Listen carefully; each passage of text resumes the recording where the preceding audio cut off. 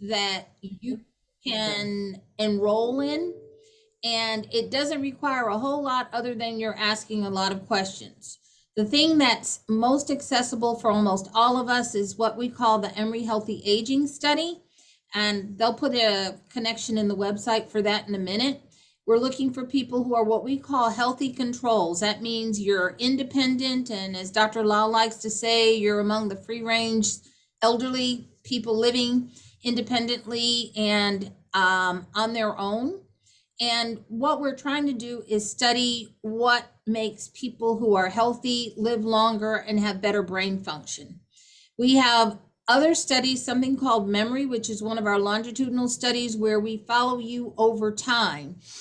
Things may change, things may not change, but in any event, that's what I'm here to talk about today.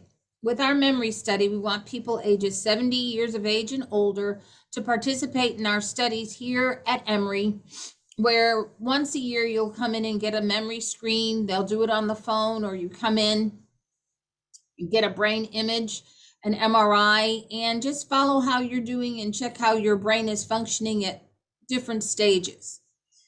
This is important because when you want to donate your brain to science, and I'm going to use it that way, if you're part of our memory study, because we've had a relationship with you for a long time, if you had symptoms of Alzheimer's, we would be able to see that in the brain that you donated through the autopsy program. And this is a way that we can kind of like look at other people who are living to try to see how things may have contributed to the development of Alzheimer's or not. A lot of people have Alzheimer's but don't have clinical symptoms. They have the pathology in their brains, but they're not demented. Some people who are demented don't have Alzheimer's pathology in their brain. In any event, we want you to donate your brain when you have no longer need for it. But we don't want you to just say, okay, when I don't need my brain anymore, give it to Emory. We want to get to know you before that, such that we can go back and retrospectively look at what's going on in your brain. So Dr. Felicia Goldstein, who is our clinical neuropsychologist and coordinates all the memory testing, both in the clinic and in our research center, is going to talk to you a little bit more about what your brain helps us understand. So getting an MRI, getting a PET scan while you're still living is another way to determine how this Alzheimer's affects people and helps us better understand what we need to do to develop a treatment to effectively mitigate the signs and symptoms of Alzheimer's. So at this time, I'd like to introduce you to Dr. Goldstein. She's an internationally known expert for neuropsychologic testing that goes along with determining whether or not you have Alzheimer's. She will be followed by our pathologist, Dr. Marla Gearing, who will tell you what we do with your brain. Dr. Goldstein. Thanks very much, Monica. I appreciate the introduction and the opportunity to talk to everybody about the importance of brain donation and autopsy. I am, as Dr. Parker said, a clinical neuropsychologist, been at Emory for many, many years, and also am the co-leader of our clinical core of our Gazetto Alzheimer's Disease Research Center. I've also had the opportunity to work with Dr. Gearing for, I don't know, Marla, close to maybe 3 decades at this point before our hair turned gray, and actually mine is gray underneath it. But it's an honor to be here today. Thank you. So if I could have the next slide. As Dr. Parker hit upon, the most important reason for donating our brains is to confirm the diagnosis of Alzheimer's disease. Next.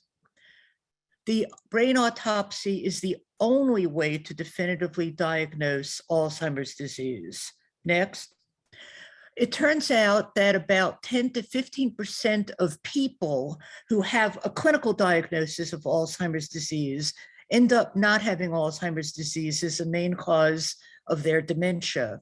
That means that we're about 85 to 90% accurate in diagnosing it clinically, but there are people who we say have Alzheimer's clinically that turn out not to have it. We have a lot of good clinical tools available to help us when a person's living. We have neuropsychological testing. Some of you may have had that, where you get paper and pencil tests of your memory, your thinking abilities. We have neuroimaging, where doctors can look at it and say, hey, there's shrinkage in the hippocampus area, important for memory. Maybe it points towards Alzheimer's. And many of you may have had cerebral spinal fluid taps, where we can look at changes in proteins in the brain and determine whether the likelihood that someone is showing Alzheimer's disease pathology. Next. But all of these tools are valuable, but they can sometimes yield inconclusive results. As I mentioned, there are people in whom everything points towards a diagnosis, but it turns out when we look at their brains, they don't have Alzheimer's. Next slide. So Dr. Alzheimer, who was a German psychiatrist, actually presented the first case of the neuropathological changes that he observed in a lady, a woman who was admitted to a psychiatric hospital, Auguste D, shown here. She was a 51-year-old female. She was exhibiting signs of memory loss, language deficits, word finding, comprehension. She had persecutory delusions that actually of her husband cheating on her. And she also showed a progressive decline. She died within 5 years at the age, well, within 4 years of being in the psych unit of at age 55. So she was an early onset case. Next, this is going to show you a picture of Alzheimer here. And next, this is just a depiction of the brain and some changes that Dr. Alzheimer observed. Next slide. So basically, Dr. Alzheimer observed changes in the brain that we now know are the hallmark features of the disease that bears his name: senile amyloid plaques and these neurofibrillary tangles. Dr. Gehring, by looking under the microscope at the brain of people who donate their brains to us at our Alzheimer's Center, is able to detect these changes, these plaques and tangles. And by looking at the quantity of them and also their distribution in the brain, she is able to come up with a diagnosis of probable Alzheimer's disease. Next slide. So why is accurate diagnosis important? Why is it important to know that for your family to know, or for scientists to know, that someone did have Alzheimer's disease when they died? Most importantly, one reason is for early detection. Next. As Dr. Parker alluded to, it helps us to identify predictors of who will develop Alzheimer's disease. So we followed people in our Alzheimer's disease, some for more than 10 years. When they give us the gift of their brain when they die, and we're able to confirm they have Alzheimer's disease, it enables us to go back over their records and look at when they came in at year 1. What was their cognitive profile like? What were their clinical symptoms before they even showed any signs of dementia? And how can that help us then, if somebody else comes into our clinic, identify maybe a feature that was present in that person with proven Alzheimer's disease and help us determine, hey, this other person may have it. We've made very important discoveries by brain donation. Just in the cognitive neuropsychological realm, I know when I see a patient who has very little, poor recall, very rapid forgetting, I know that that probably points more towards the diagnosis of Alzheimer's when they're alive than something else. So it really helps with differential diagnosis. Next slide. Another reason why accurate diagnosis is important and why brain donation is so important, it's to help us determine the contribution that other causes of cognitive impairment and dementia may be having. It turns out that there are multiple other neurodegenerative diseases that can coexist with Alzheimer's disease. This is a concept that when I started in the field, we really didn't appreciate till we started to look at people's brains. You either had Alzheimer's or something else. It turns out that there are now, when Dr. Gehring looks at brains and we go over them on our neuropathological case conferences, multiple etiologies going on that are seen in the brains of people. And it's important because it helps us to realize the contribution that pure Alzheimer's disease versus other etiologies may play on symptoms. Next slide. So Dr. Schneider, who's the first author of this paper that occurred in neurology, that appeared in neurology, was a doctor, a neuropathologist who was actually at Emory and worked with Dr. Gehring and Dr. Sue Mirror. They both came up, Dr. Gehring, by the way, with some of the criteria that are still used for diagnosing probable Alzheimer's disease. Dr. Schneider did a study in which she looked at the brains of people who had been diagnosed while they were alive clinically with Alzheimer's disease. These folks had all donated their brains upon their deaths. So next slide.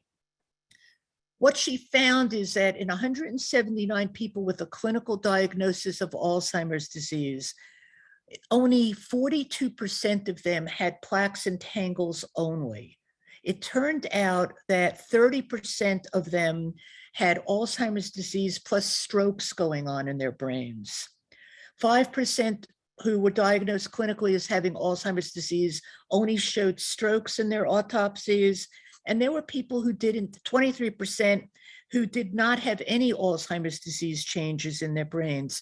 This is important because, again, our clinical diagnosis, while very important and accurate in many cases, doesn't always point out other causes that are going on that could be contributing. So next slide. Another reason why accurate diagnosis is really important is because it aids in the development of treatments and interventions. Again, why are some people showing signs of Alzheimer's and other people are not, even though they both may have equal amounts of plaques and tangles in their brains?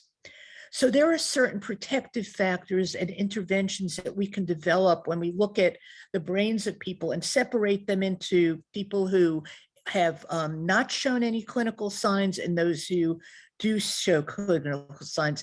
A classic example of this is the NUN study. So next slide. This is a book you can actually get online by David Snowden. What the NUN study teaches us about living longer, it should be, healthier and more meaningful, leading longer, healthier and more meaningful lives. The NUN study was conducted in 1986. It began, it's longitudinal, it's still ongoing at the University of Minnesota. They studied over 600 Roman Catholic nuns who were members of the School Sisters of Notre Dame. And the question that the investigators started out asking was, what factors contribute to normal aging and reduce the risk of Alzheimer's disease? The nuns had all donated their brains upon their deaths. And they also, as part of going into the convent, they were required to keep diaries, autobiographical diaries of their lives that were written when they were in their 20s. Next, what Dr. Snowden and others found is that the nuns whose essays were elaborate, they had what's called high density, they had a lot of fluency, a lot of words, complexity of their ideas. Those nuns were less likely to develop Alzheimer's disease. And what was really interesting is that when he looked at nuns who had high complexity, linguistic complexity, and those with low complexity, the nuns with high complexity had the same amount of plaques and tangles in their brains, yet they had not been showing signs of Alzheimer's. This has led to the idea that even though someone may have plaques and tangles in their brains, there are certain protective factors that we can use, such as cognitive stimulation, exercise, keeping active, keeping socially engaged, that cognitive ability, not only in late life, but early in life, reduces the risk of showing Alzheimer's changes.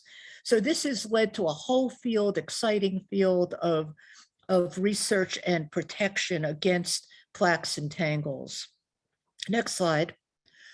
So something that we ask people in our Alzheimer's Center, it's not just about asking people who have dementia to donate their brains. We also need brains of people who are not showing any clinical signs, normal people, people that are cognitively normal. Brain donation and autopsy also provide us with information about normal aging and also what we call superagers.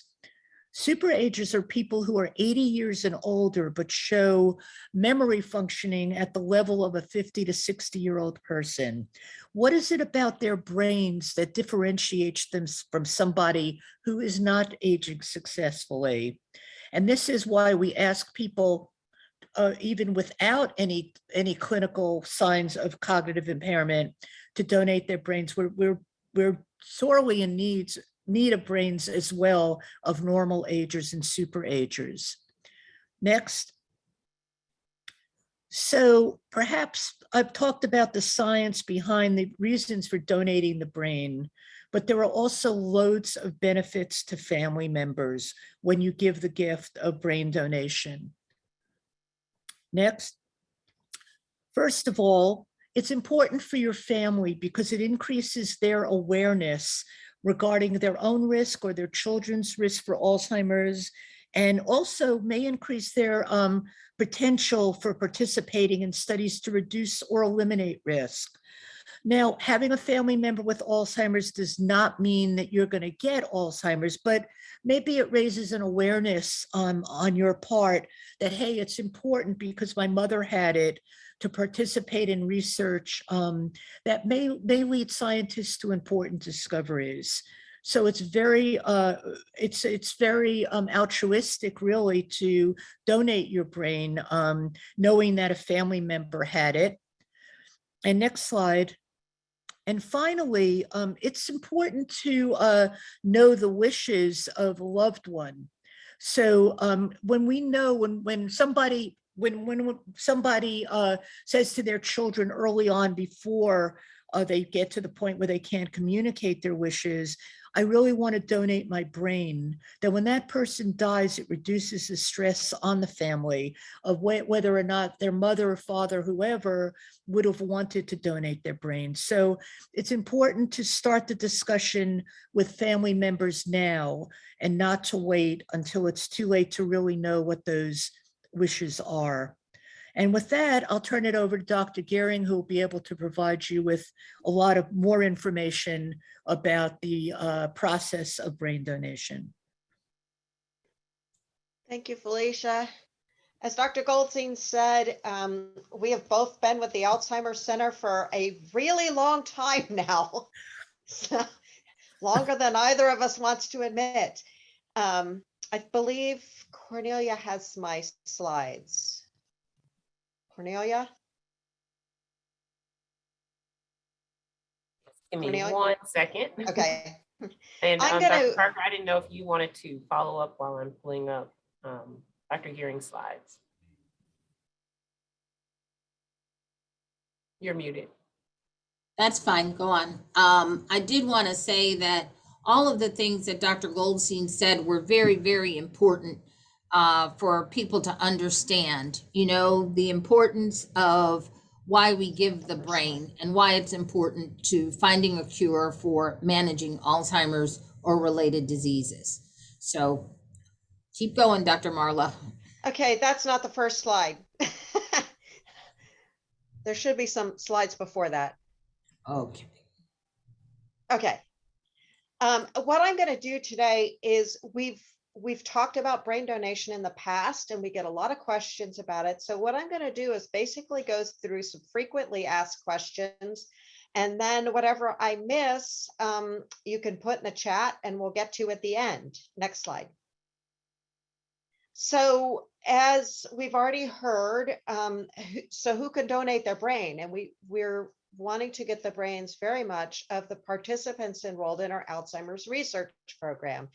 And that it's important, as has been discussed already, it's important to have people followed clinically so that once they come to autopsy, we can correlate what we see in the brains at the time of death versus what their clinical picture looked like. And a prime example of that is people who come to autopsy who are cognitively normal.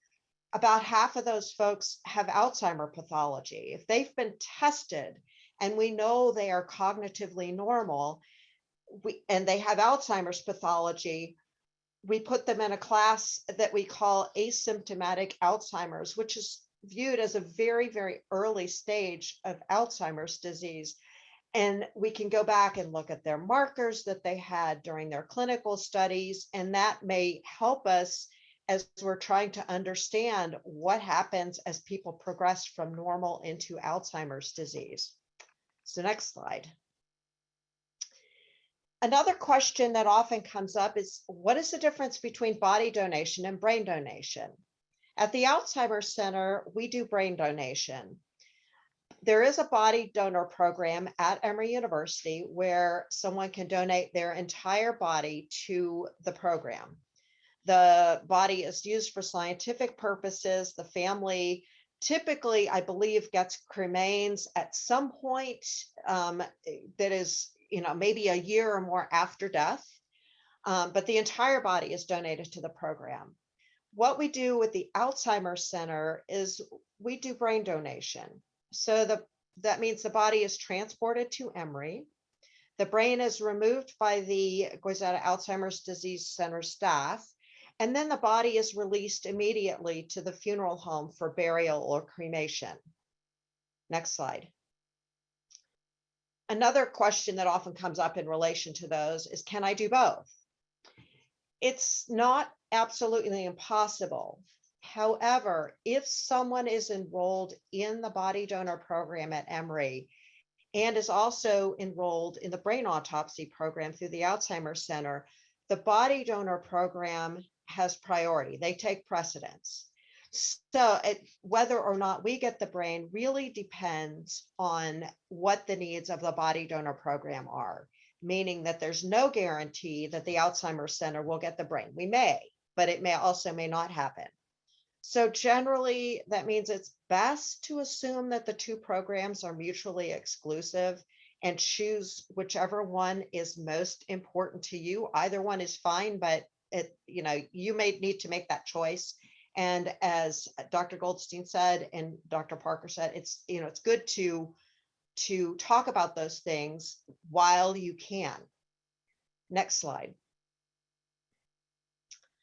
So say you're a participant in our honor research program. How do you sign up for brain donation?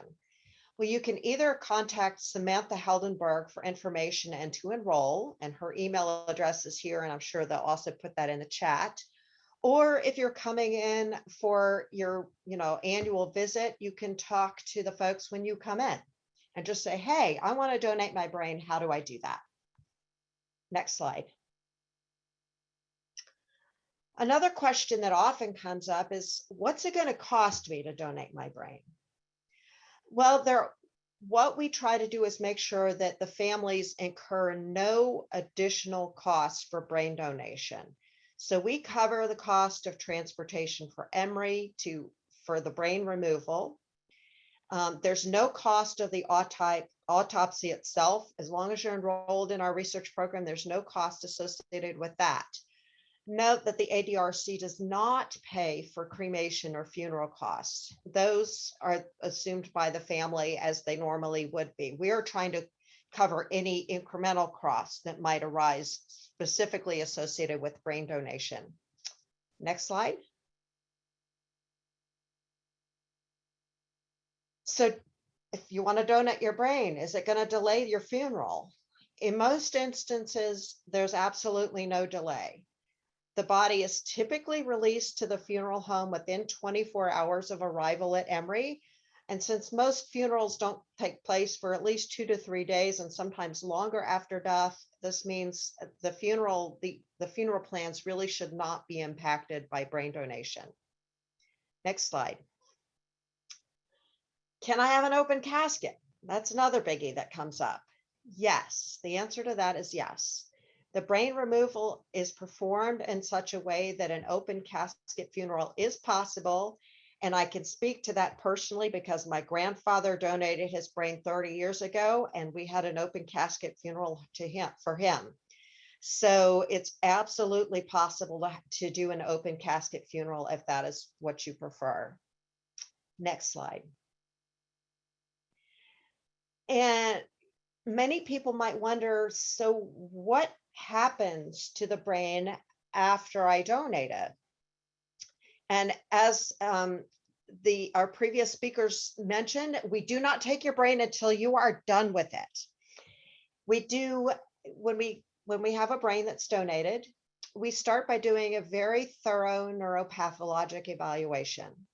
So we're trying to make a diagnosis, and there may be one pathology, there may be multiple pathologies, but we're going to figure out what's there. And we also collect a lot of data that go into our research data bank. And those data can then be correlated with the clinical data that were collected during life. The family ultimately gets a copy of the neuropathologic findings, typically about 6 months after death, or sometimes sooner. So they know what we saw when we looked at the brain. And the tissues, namely the brain and often the spinal cord, are banked and distributed to investigators doing research on Alzheimer's and related disorders.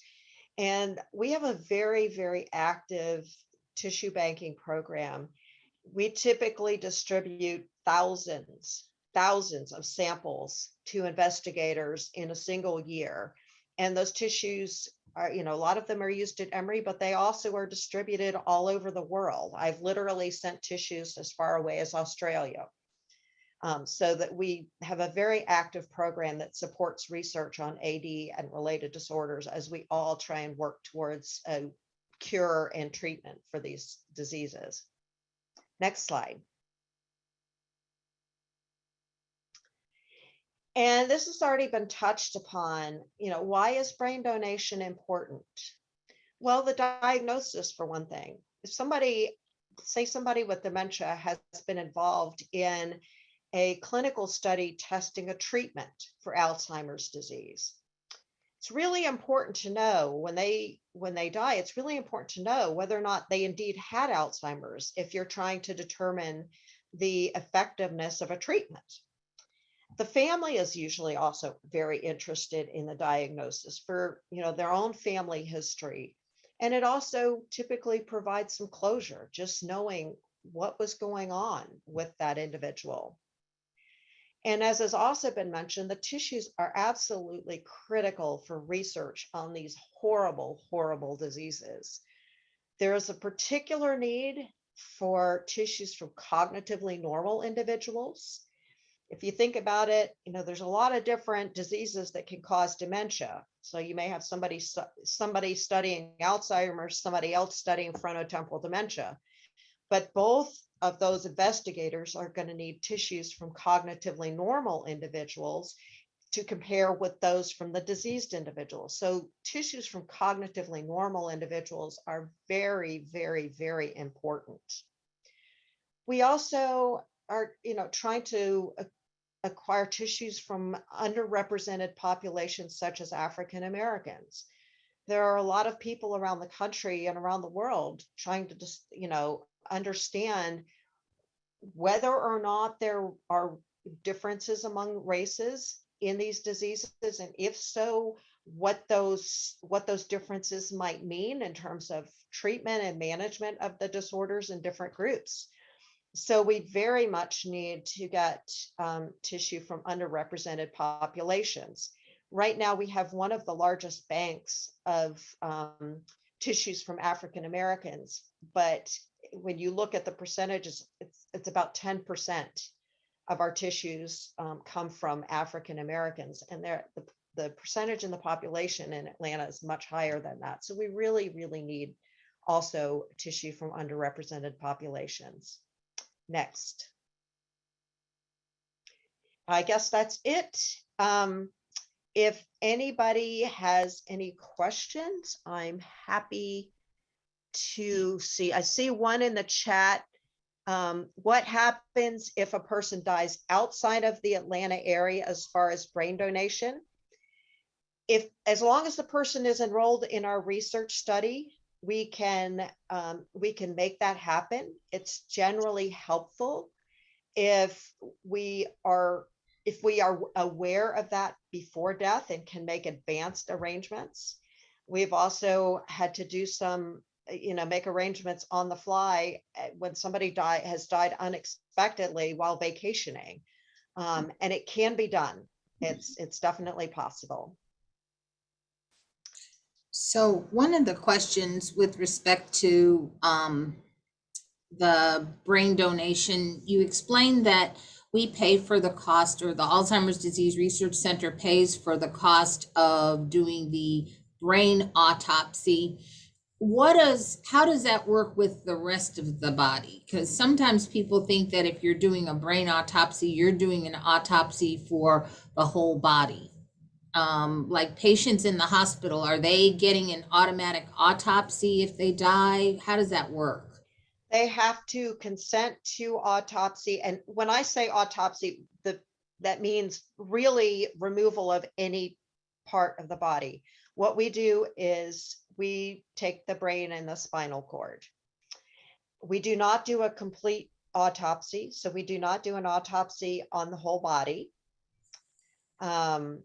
If somebody is in the hospital, it's obviously easier to make that happen, but there is no automatic autopsy. The family has to consent to the brain autopsy at the time of death. Georgia law requires consent at the time of death. So we take consent then. Did I answer your question? Yeah, yes. I think that sometimes people, when they say, oh, she died in the hospital, she had an infection, and I know I donated their body, but I want to know about this. I want to donate her brain, but I want to know about this other stuff. So an autopsy for the brain is a little different from all other things that might have caused somebody's death. Yeah. And we typically limit ours to the brain and the spinal cord. If there's a particular interest in a physician, wants to know what was going on, this person had some very weird clinical phenomenon when you don't know what it was, they can always request a full autopsy or an autopsy that's specific to whatever their suspicions are. But generally with the Alzheimer's program, we just do the brain and the spinal cord. Thank you. The other question, and I think Crystal has put some things in the chat about contacting Samantha Heldenberg, but can you tell them a little bit more about our honor program and how it's like, okay, if you're listening to us today and you're not enrolled in our research programs, is it just the honor program, or could it be the Emory Healthy Aging study or Dr. Hajar's study? I mean, how do I know that that I can be considered a part of the autopsy program? How would that happen? Our support is primarily for the honor program. We do brain donation for the Healthy Aging study, but and sometimes for other studies as well. But the best thing is to talk to your individual physician that's overseeing your research program. Okay, all right. Because our resources, we are really funded to do the honor program. That's where our funding supports. Okay, and the honor program, everybody, is our longitudinal study that I alluded to earlier. If you're age 70 and older and you want to get an annual memory test and maybe even a brain MRI, I think all of that goes on. We do the neuropsych testing and we get a brain MRI like every other year.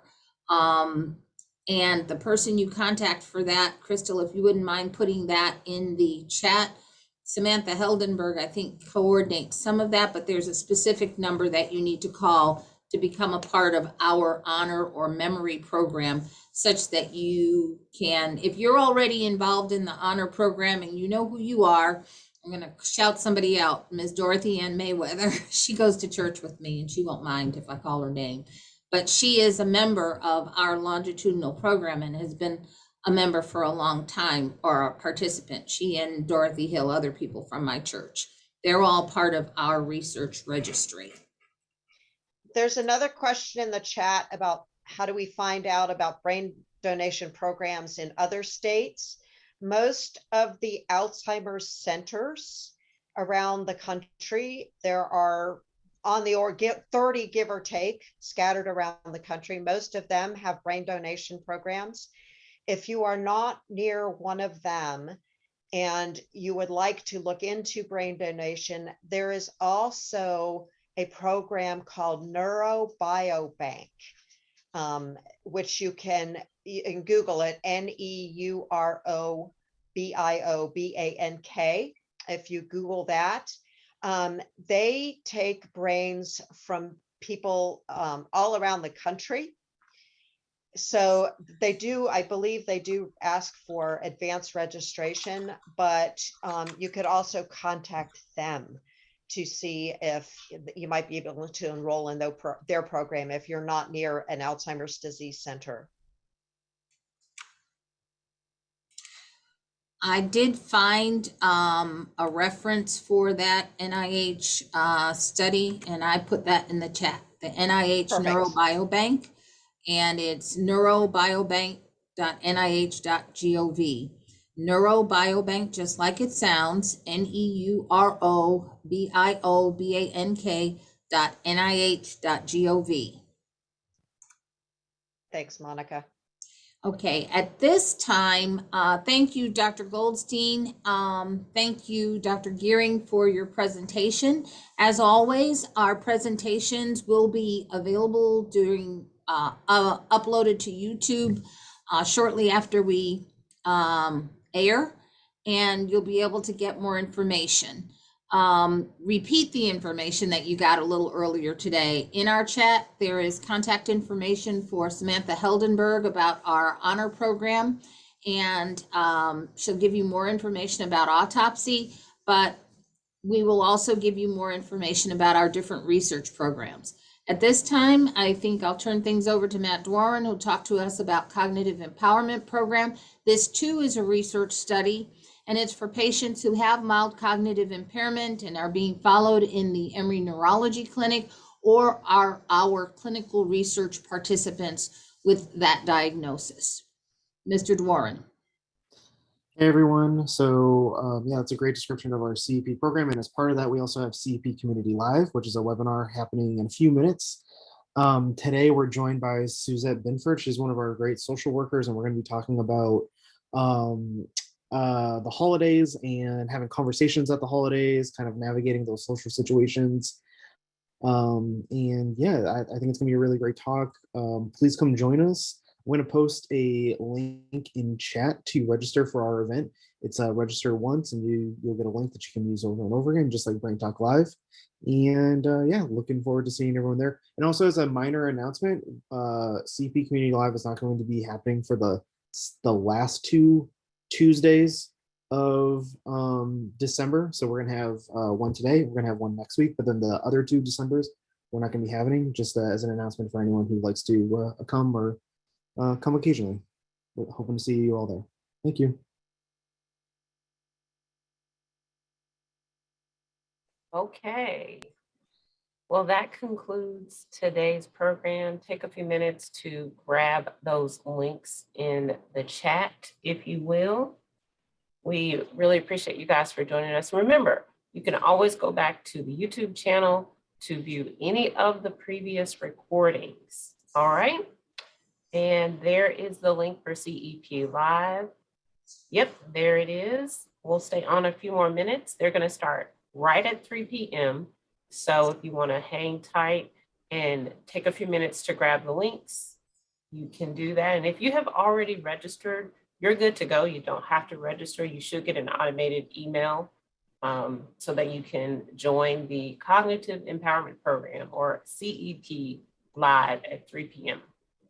One last thing before we get off, Cornelia, I did want to encourage all of us to tune in next week because we will be having a presentation by an infectious disease specialist who's going to be talking about the neurologic consequences of things like COVID and other viral infections.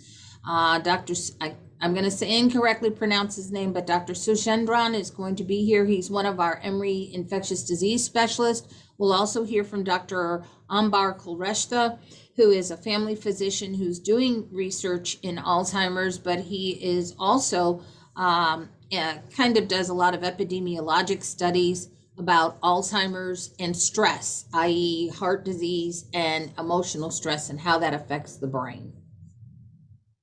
Link to next session. If you registered for this one, whatever you did to register for our Brain Talk Live, it's going to be the same thing next week. But our presenters next week, our last big content presentation, Dr. Sushindran and Dr. Ambar Kulreshta will be speaking next week. Please tune in.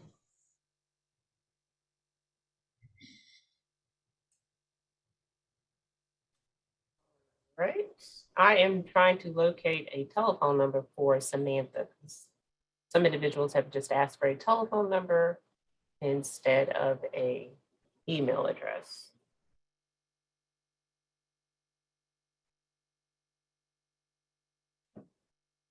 Okay. Yep. Thank you, Dr. Gearing. Thank you, Dr. Goldstein and Dr. Parker.